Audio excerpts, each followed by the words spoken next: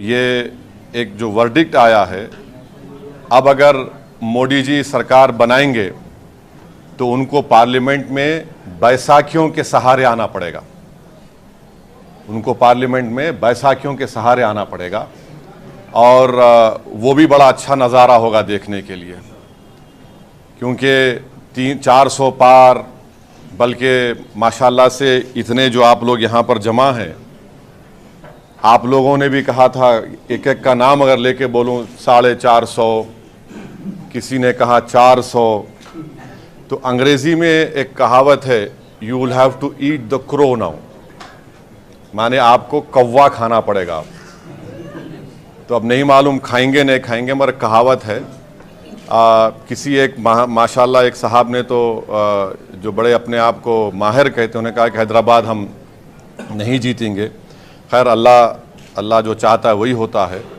तो तीसरी बात, अहम बात यह है कि अगर ऐसा मौका आता है कि देश के तीसरी मर्तबा प्रधानमंत्री वज़ीर आज़म नरेंद्र मोदी नहीं बनेंगे, अगर उसमें हमारी ज़रूरत पड़ी तो हम यकीनन उसमें साथ देंगे, क्योंकि हमने एक पब्लिकली एक स्टैंड लिया है कि हम बीजेपी को रोकेंगे। और चौथी बात यह है कि हम नरेंद्र मोदी से ये बताना चाह रहे हैं कि आप देखो ये नतीजा क्यों आया। उनको सेल्फ इंट्रोस्पेक्शन करने की ज़रूरत है और हम उम्मीद करते हैं कि पिछले 4 साल से जो लोग जेलों में सड़ रहे हैं उनकी फ़ौरन रिहाई अमल में लाई जाएगी क़ानूनी तरीक़े से। क्योंकि याद रखिए कि अगर आप कमज़ोर पे जुल्म करेंगे तो उस कमज़ोर की तकलीफ़ को ऊपर वाला सुनने वाला है। तो अब नहीं मालूम कि फाइनल काउंटिंग होने के बाद कितने सीट बीजेपी लाएगी, मगर मुझे लगता है कि इंशाअल्लाह ताला वो मैजिक नंबर बीजेपी नहीं लाएगी। और क्या होगा, कल क्या होगा, परसों क्या होगा, तो ये हमारा इनिशियल रिएक्शन है।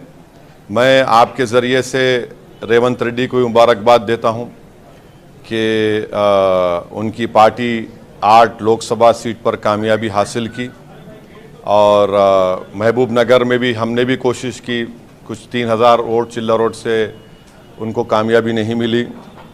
सिकंदराबाद में मेजॉरिटी कम हुई है और अफसोस की बात यह है कि बहुत से मुकामात पर पार्लियामेंट कॉन्स्टिट्यूंसी में खोल दो प्रमोद है तो बहुत से मुकामात पर हम ये देखे हैं कि टीआरएस के लोग ओपनली बीजेपी को सपोर्ट कर रहे थे। ये भी आवाम के सामने आ गया। ये क्यों किए मेरे को नहीं मालूम।